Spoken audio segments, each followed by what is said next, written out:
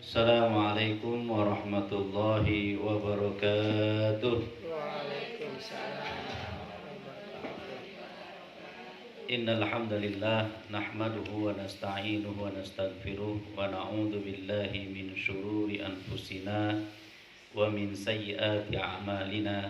May yahdihillahu fala mudilla lahu wa may yudlil fala hadiyalah. Asyhadu an la ilaha illallah wahdahu la syarika lah wa asyhadu anna Muhammadan abduhu wa rasuluhu la nabiyya ba'dah. Qala Allah Subhanahu wa ta'ala fi muhkamit tanzil, a'udzu billahi minasyaitonir rajim. Bismillahirrahmanirrahim. Yarfa'illahu alladhina amanu minkum walladzina utul ilma darajat. Wa qala Nabi sallallahu alaihi wasallam, khairukum man ta'allama al-Qur'an wa 'allama. Shadaqallah wa shadaqa Rasulullah sallallahu alaihi wasallam. Hadratil mukarramin, para jamaah yang dirahmati Allah Subhanahu wa taala, khusus khadimul majlis daripada Majelis Ta'lim Az-Zakir Bapak Haji Ramayuli beserta keluarga. Mudah-mudahan Allah Subhanahu wa taala sehatkan beliau, berikan lindungannya, diberikan panjang umur dan dimudahkan segala aktivitasnya. Dan kita para jamaah juga mudah-mudahan dalam keadaan sehat walafiat, panjang umur, murah rezekinya, mudah aktivitasnya, luaskan daripada dan lindungan dari Allah Subhanahu wa taala.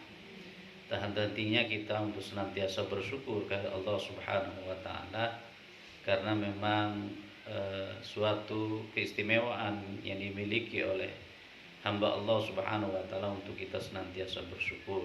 Ya, dapat rizki kita bersyukur, dapat musibah kita bersabar. Itulah kondisi seorang mukmin ketika dalam dua hal tersebut. Dapat rizki kita bersyukur, dapat musibah kita bersabar. Semuanya Allah yang ngatur. Ya, semua Allah yang mengatur. Maka kembalikan segala sesuatunya ke hadirat Allah Subhanahu wa taala. Nikmat demi nikmat kita rasakan dari bangun tidur sampai tidur kembali. Ya, napas, bisa gerak, apalagi? Bisa napas, bisa gerak, apalagi? Bisa berjalan, ya. Bisa bergerak, bisa beraktivitas, segala sesuatu. Ya. Kita sudah ngalamin kalau sakit bagaimana rasanya? Ya. Ya nggak bisa, nggak enak. Ya nggak enak, banyak sesuatu yang kita rasakan. Ya, maka kita bersyukur kepada Allah Subhanahu wa taala. Karena sejatinya nikmat Allah itu begitu banyak.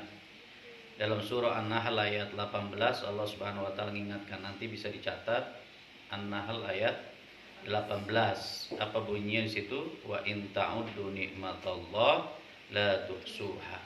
Jika engkau menghitung daripada nikmat Allah, enggak mampu. Ya, kemarin beberapa bulan lagi rame-ramenya oksigen. Coba tuh. Oksigen di mana-mana dicari, ya ngantri. Cuman gara-gara cuman oksigen saja, satu nikmat yang Allah cabut. Ya, megap-megap dia dari pernapasannya, butuh oksigen. Kalau kita hitung itu oksigen udah berapa puluh galon atau nah, ini begitu banyak ya Allah. Ya, nikmat Allah begitu luas. Ya, jadinya kita rasakan dari segi oksigen saja itu. Coba kalau salah satu anggota kita, tangan kita, kaki kita nggak bergerak, ya. Jadi saudara-saudara kita yang sedang stroke misalnya, coba stroke kiri, stroke kanan, bagaimana coba? Ya, macam-macam. Nikmat lidah, ya. Ketika kena COVID nggak ada rasa tuh, ya kan? Apa pengecapan semuanya lewat. Nah itu nikmat Allah Subhanahu wa taala. Maka Allah sudah memberikan petunjuknya situ, wa in ta'uddu nikmatallah. An-Nahl ayat 18. An-Nahl. Ya, ayat 18, wa in ta'uddu nikmatallah la tuhsuha. Perintah untuk bersyukur kita sudah tahu kan? Surah Ibrahim ayat 7. la in syakartum la azidannakum wa la in kafartum inna adzabi lasyadid. Maka dalam majlis inilah kita saling nasihat menasihati tentang Allah, nasihat menasihati tentang agama, nasihat menasihati tentang kebaikan. Ya. Jadi orang-orang yang bersyukur itu sedikit sebenarnya. Ya, orang-orang yang bersyukur itu sedikit. Ya. Maka ada sebagian sahabat Nabi meminta untuk digolongkan kepada orang-orang yang qalil, yang sedikit. Ya, yaitu orang-orang yang bersyukur di hadapan Allah Subhanahu wa taala. Maka dari majlis inilah kita bisa mengevaluasi diri kita untuk senantiasa bersyukur kepada Allah Subhanahu wa taala. Apapun bentuknya. Ya, apapun bentuknya, dari segi materi, dari segi kondisi badan, dari kondisi kesempatan dan sebagainya, kita bersyukur, ya. Bisa jadi apa yang kita lihat itu, kita pandang itu baik bagi kita, tapi belum tentu baik bagi Allah, ya. Bisa jadi bagi Allah tidak baik buat kita, tetapi buat kita juga baik. Ya, maka segala sesuatunya kita serahkan hadirat Allah Subhanahu wa taala untuk senantiasa bersyukur atas segala karunia yang Allah berikan kepada kita. Alhamdulillah masih pada sehat semua. Ya, alhamdulillah masih pada sehat semua dan semuanya kita mudah-mudahan berharap selalu sehat dalam taat karena ibadah karena Allah Subhanahu wa taala. Banyak orang yang sehat tapi enggak taat dia. Enggak beribadah. Ya. Maka kita berharap dalam keadaan sehat walafiat dalam taat dan ibadah karena Allah Subhanahu wa taala. Jadi hari-hari kita, ya, waktu-waktu kita betul-betul hanya untuk ibadah kepada Allah Subhanahu wa taala. Kita ngaji, kita beres rumah, semuanya dalam ibadah karena Allah Subhanahu wa taala, ya.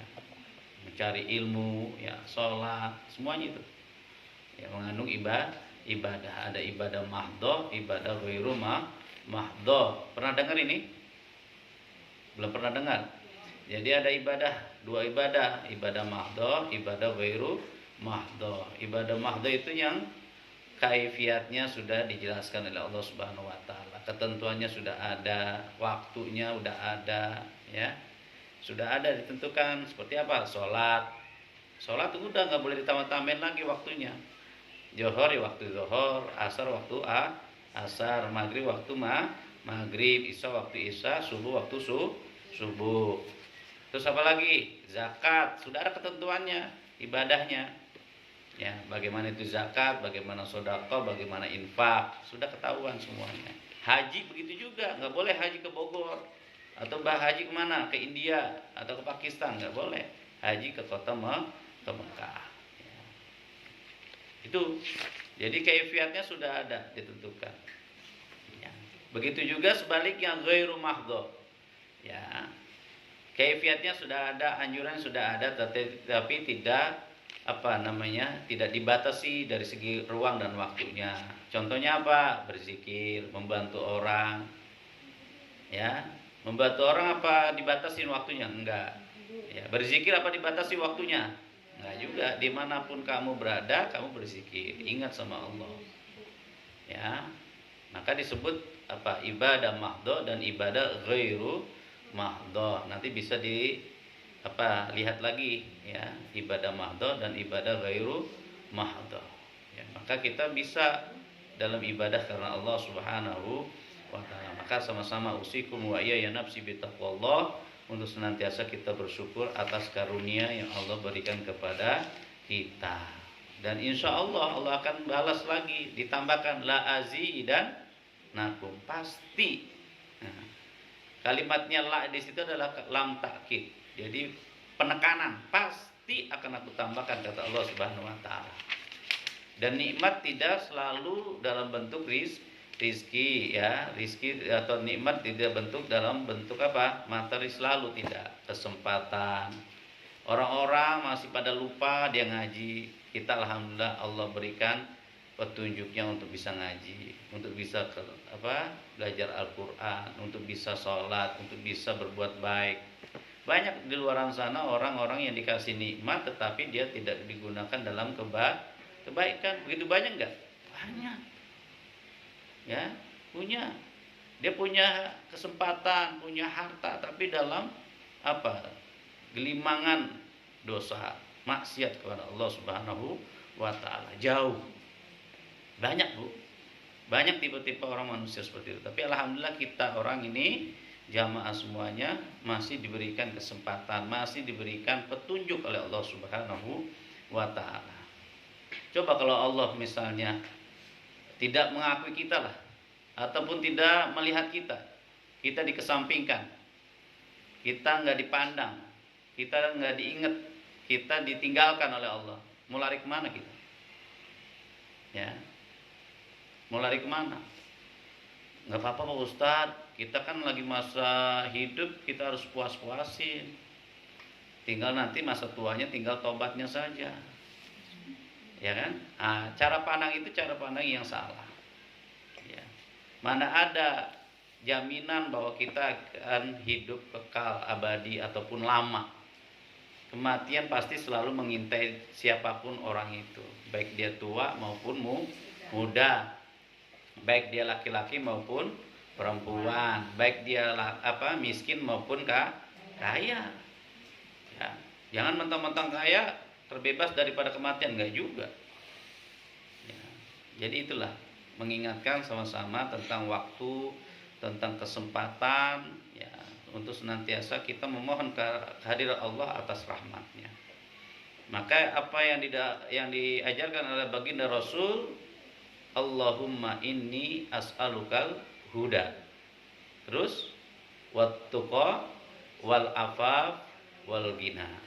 Ya, boleh tambahin wal istiqomah, ya.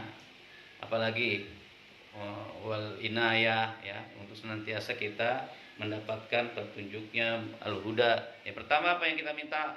Allahumma inni as'alukal huda, untuk selalu diberikan petunjuk.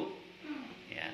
Kemudian wattuqa, untuk selalu takut kehadirat Allah Subhanahu wa taala dalam takwa, ya, istiqomah dalam takwa, wal afaf, terjaga, ya, daripada maksiat, ya. Kemudian apa? Wal ghina, untuk senantiasa untuk ridho daripada pemberian Allah Subhanahu wa taala, senang terus, ya. Itu yang kita selalu minta. Yang sering kali apa kita baca? Rabbana atina fid dunya hasanah wa fil akhirati hasanah wa qina adzabannar. Itu selalu kita baca. Di surat berapa itu? Ada itu di surat Al-Baqarah ayat 201. Mereka memohonkan, seraya memohon kehadirat Allah apa? Rabbana atina fid dunya hasanah wa fil akhirati hasanah wa qina adzabannar. Ada yang tahu artinya? Bu Haji. Gimana?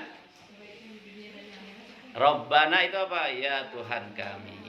Atina, berikanlah kepada kami. Apa lagi?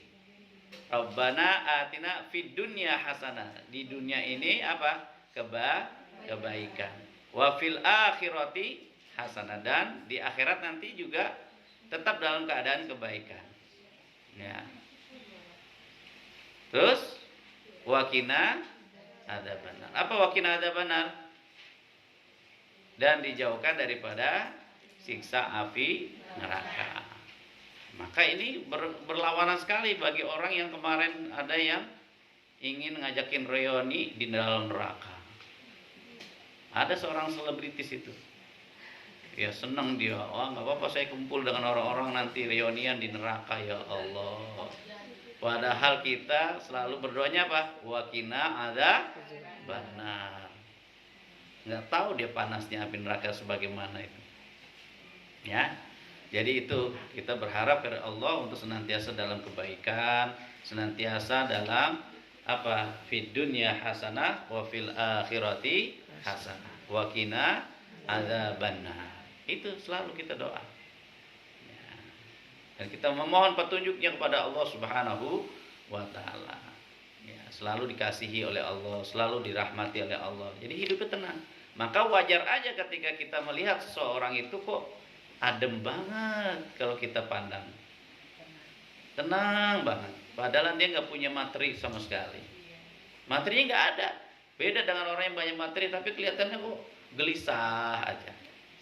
Apa yang menjadi pembeda? Karena dia dekat sama Allah, yang satu jauh sama Allah Subhanahu wa taala. Jadi harta tidak jadi jaminan bahwa menjadikan seorang itu menjadi tenang. Ya. Ya bagusnya apa? Ada harta, dia beriman juga, soleh, baik hati, suka menabung, ya, dermawan dan sebagainya. Nah itu. Nah, maka disitulah ya tentang rahmat Allah Subhanahu wa taala. Shalawat dan salam mudah-mudahan tercurahkan kepada junjungan kita Nabi besar Muhammad sallallahu alaihi wasallam, kepada keluarganya, para sahabatnya, dan kita sebagai umat baginda Rasul. Mudah-mudahan istiqomah dalam manhaj dan sunnahnya, ya, apa-apa yang diperintahkan oleh Rasul kita ikuti, ya. Kita banyak berselawat kepada beliau, bentuk kecintaan kepada beliau. Allahumma sholli ala Muhammad wa ala ali Muhammad.